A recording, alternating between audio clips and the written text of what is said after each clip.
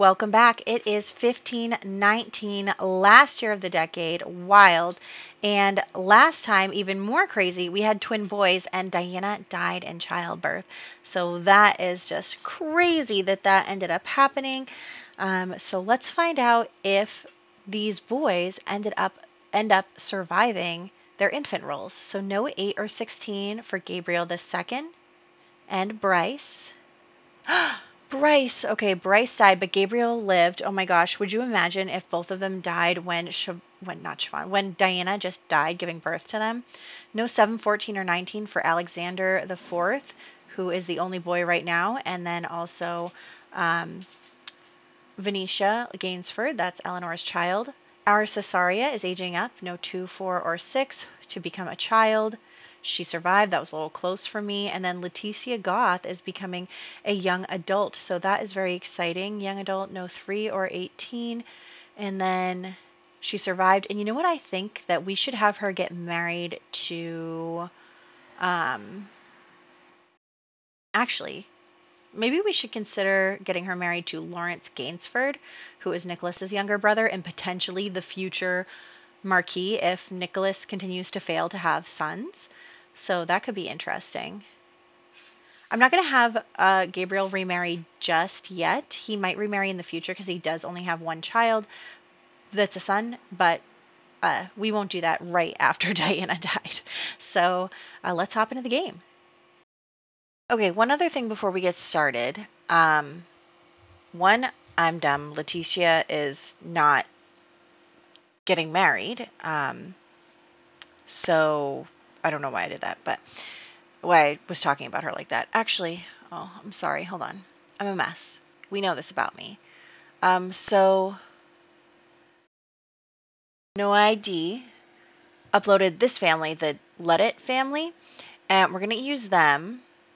Let me just fix that briefly.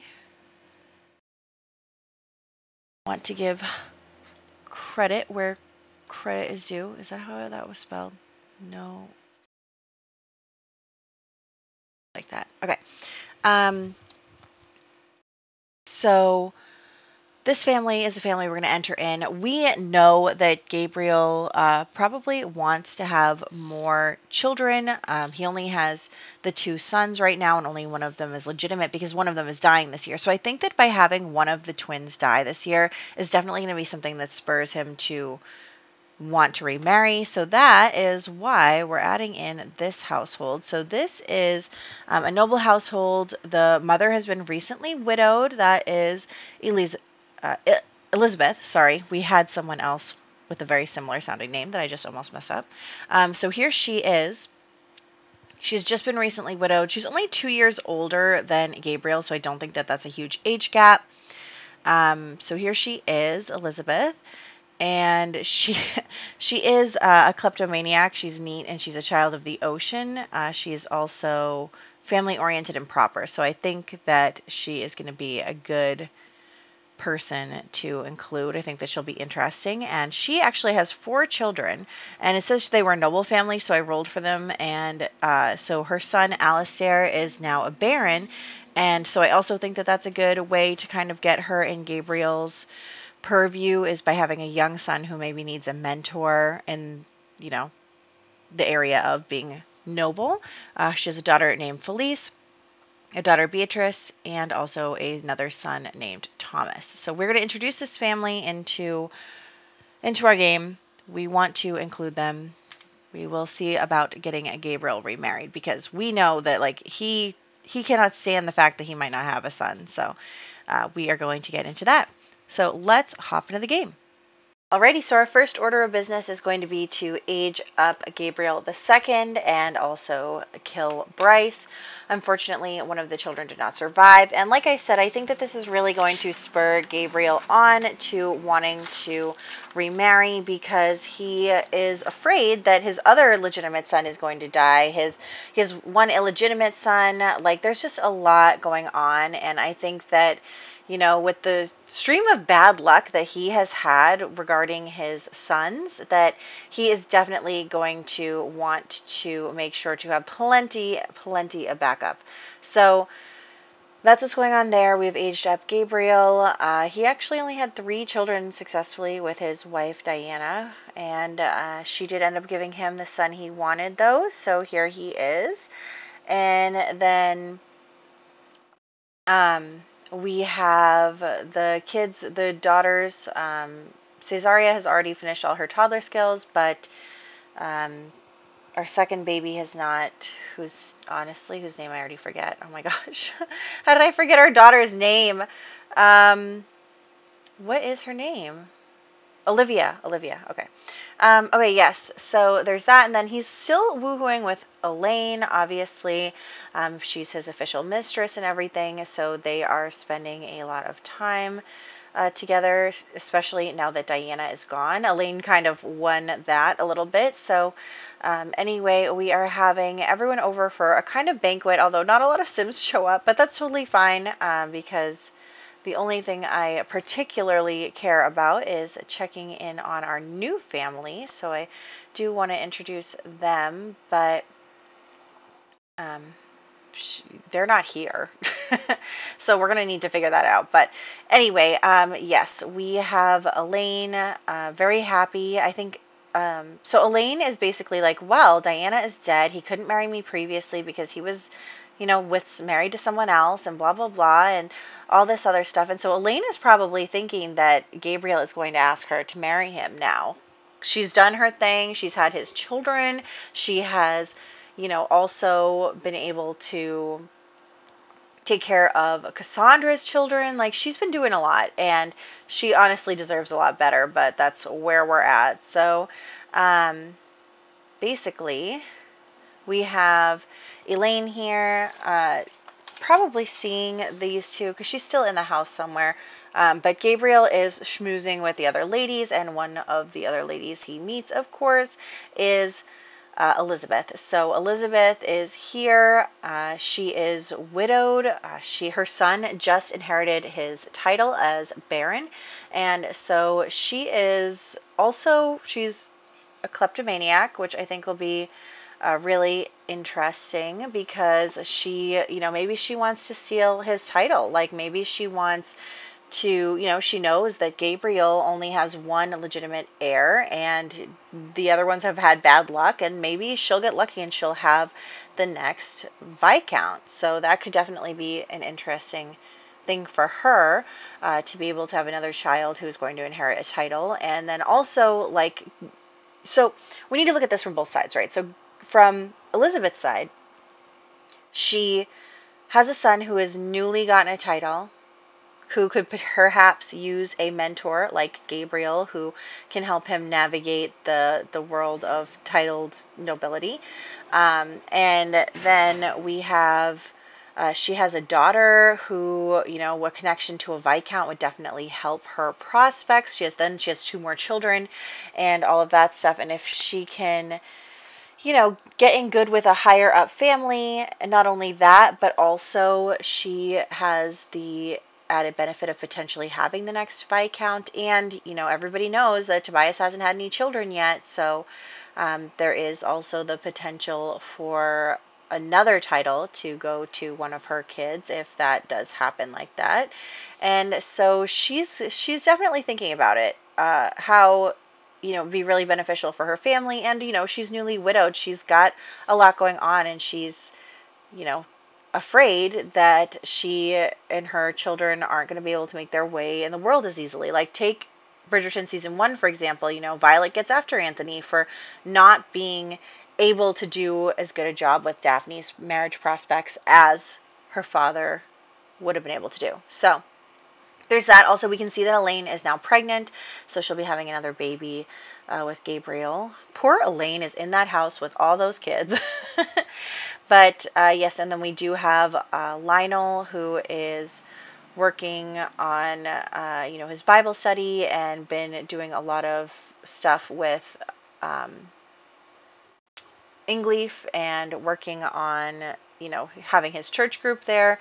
So there's that. And then the toddlers, again, working on their stuff. We have Olivia getting to about the max of her skills. She's going to max them all this year, so that's really good that both her and Cesaria are doing really well. And then Eleanor is having a baby. Unfortunately, the baby did not survive, but it was a girl, and she did not survive.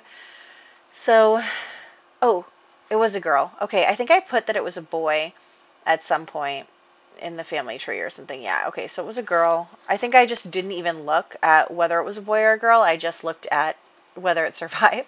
But I can fix that now that it was, in fact, a uh, a girl. So let me just change that. Oh my gosh, she's had only girls so far. That's really interesting. So on top of that, like, let's keep in mind some of the things that are going on in the world at the time. Henry VIII is trying really hard to have a son. Gabriel is trying really hard to have a son. And then also, like, Nicholas is second in line for the Marquis title. And his brother has only had daughters. And so far, Nicholas has only had daughters as well. So I imagine that is also a point of contention between them. And I do love your ideas for Eleanor. We are definitely going to do more with her once she's done having all of her baby roles. But yes, we are going to revisit her, and I'm loving all of your ideas. So that's really exciting. And then we are having Gabriel deciding to go out on a date with Elizabeth. I think he also sees the benefit in being able to kind of mentor Alistair, and also not only that, but it kind of puts him in charge of another family. And I really think that Gabriel enjoys his responsibilities as head of the family. I think he enjoys trying to put his siblings in different positions and finding them, spouses and all this stuff, and trying to make the most advantageous matches for himself and his family lineage. And so I think that he does enjoy that, and I think that he will probably also enjoy being involved with Elizabeth's children. So there is that. And then we have these two flirting. They are really enjoying it. I do think that he would want to remarry quickly, especially because, Lionel is getting older, and also that, he needs a mother for his daughters to help them, through the world. And so actually, they only just had their first kiss, but she already wants to move in and get married. And so I think that they can definitely get married next year, probably. Again, I wanted to rush it, but not too much. Like, I think a year-ish of is a good amount of time. So she is definitely, though, in a rush somehow. She's like making moves. She's ready to get into the family. She is definitely someone who has ambition, but unlike Diana, she's not evil. So I think that, she is excited to be able to find herself in a fortunate position here. And yeah, so he also needs someone to not only have more sons, but also to help raise his daughters into proper young ladies, and a baroness would be good for that. And honestly, he's not going to get much, like a much better lady. Like, the young teenage girls are not going to really go for him. But also, I mean, maybe some of them would. Like, maybe some of the mothers would be insistent on trying to get their daughters to become a viscountess, even if she's going to be a second wife and everything. But I think that a widowed woman who had a title through her husband and everything, like, I think that that's a good match for where we're at in life. Oh, King Henry is calling. But yeah, so I wanted Gabriel to come over and meet the children. So he meets Alistair, and they actually have a really good impression of each other, which I do like, because I think that the two of them could, become close. I don't know if they would have like a father-son bond so much, but they definitely would have like an older brother, younger brother bond. So I like that. And then also he met Felice, who is going to be getting married, or entering the marriage market. So anyway, Elaine has come over because she has heard news of Gabriel's courtship and subsequent engagement with Elizabeth. And so Elaine is like, what do you mean? Like, you're engaged to her? You and I have been together. We're fine. You're finally unattached. We could be together. Our children could be legitimate, blah, blah, blah. And Gabriel's like, look, Elaine, you're my mistress. You've always been my mistress. I'm not interested in making you my wife. I have I don't really need connections with the Landgrab family right now. I am trying to make connections with the Lalit family. So he's just basically explaining to her that it's not that he doesn't like her and doesn't enjoy having her as his romantic partner, but he's trying to make advantageous matches also for himself.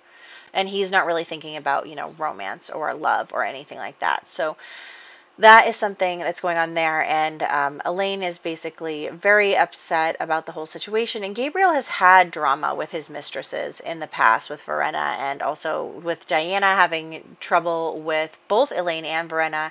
And so I think that Gabriel is just going to be like, look, I will take care of you, like take care of the children, but I think that we should take a little break ski. So she is horrified because he basically just broke up with her. And so he told Elaine that he doesn't want to, see her in that way anymore. We're also having Cesaria's birthday. But yes, so Elaine is heartbroken because she thought she was going to be made the official wife now, but that did not happen. And Gabriel is also trying to avoid some of the drama that he has had in the past. I mean, there's Diana right there. But he's trying to avoid some of the drama he's had in the past. I think he will still sleep around, but he's not going to take another, official mistress or anything right now. So maybe in the future, but not right at the moment when he's starting a new marriage, especially when he's trying to get on the good side of his new, future wife's children, especially her son. So anyway, Cesaria aged up. She is squeamish, which is kind of funny, but I think that that would make sense for her. She will be a proper young lady who, doesn't like mucking about in the dirt or anything like that. So that's just what I'm thinking for her, is for her to be a proper young lady. And there she is, chatting with her uncle. Lionel has done a really great job in helping with all the children and everything. I think that he is thinking, oh, well, my brother's going to get remarried, and because my brother is going to get remarried, it means that, the wife will come in here helping take care of the children and stuff, and so he doesn't really need me here anymore. I can pursue my dreams of becoming, a priest or, part of the clergy, a vicar, whatever it is, and so he actually still has been in contact with his mother, Siobhan, here for the whole time they've been in contact. And so since they've been in contact, he's going to talk to his mother about how he, his dreams, his aspirations, and whatever. And I think that Siobhan has definitely learned a lot on her time away. She is not too interested in, as much of her scheming anymore. I think that she really is just like, well, you can always come stay with me, you can go to the church with me, in the area that I'm staying in, and blah, blah, blah. And I think that she just wants her son back, She just wants her family. She doesn't want to lose anyone else. She had already lost her daughter. She lost her husband. She was kind of kicked out of this family and everything. And so since Lionel is saying that he wants to get away from Gabriel and Gabriel's matchmaking schemes, that Siobhan is going to definitely jump on that and be like, yes, come to me, come be with me, leave this home and come, be with your mother. So there's all that. And Lionel is definitely thinking about it. So he is definitely wanting to do something there. And then, yes, we have little Cesaria. She did the piano all by herself. I love that. Dad's going to come and watch you and be really thankful for having a nice little girl, although your arms are really freaking me out right now. But that's okay. Just having everyone go and mourn Diana down in the basement. You can see also, I don't know if I filmed the part where I made him his own portrait, but there it is next to Mortimer's.